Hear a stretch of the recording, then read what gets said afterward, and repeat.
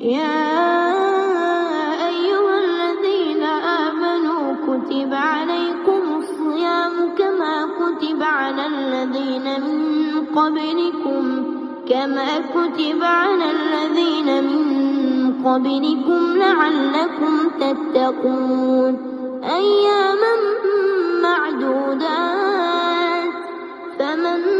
كان منكم مريضا أو على سفر فعدة من أيام أخر وعلى الذين يطيقونه فدية طعام مسكين فمن تطوع خيرا فهو خير له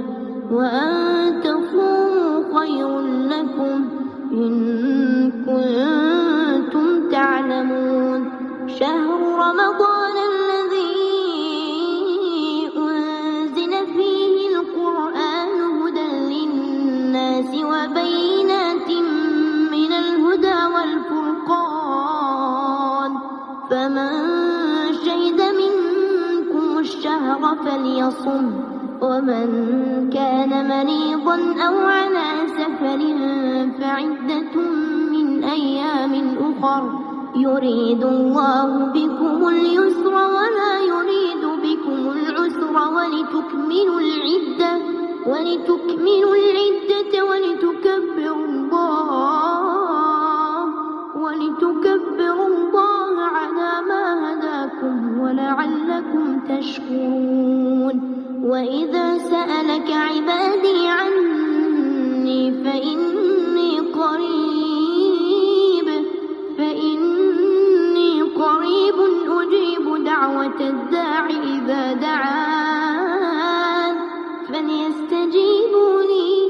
فليستجيبوا لي وليؤمنوا بي لعلهم يرشدون أحل لكم ليلة الصيام الرفث إلى نسائكم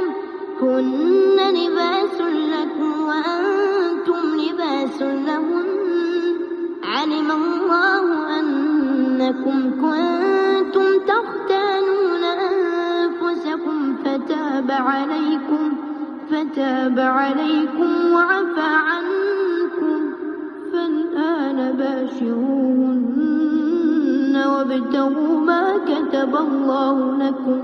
وكلوا واشربوا حتى يتبين لكم الخيط الأبيض من الخيط الأسود من الفجر